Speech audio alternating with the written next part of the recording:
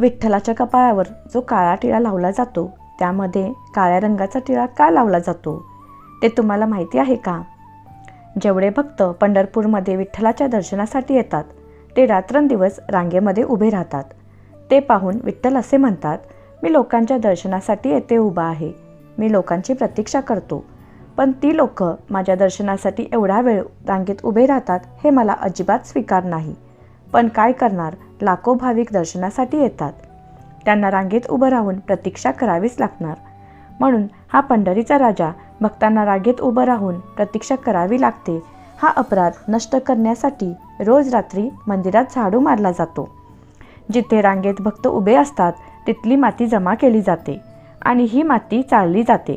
त्यामध्ये थोडं चंद्रभागेचं पाणी आणि विठ्ठलाला प्रिय असणारं अवीर म्हणजेच बुक्का यांचे मिश्रण करून हा टिळा विठ्ठलाच्या कपाळावर लावला जातो. खरंच आपल्या पंढरीचा कैवारी किती मायाळू आहे बघा. जो जगाचा पालन करता आहे तोच आपल्या भक्तांची चरणधूळ आपल्या माथी लावतो.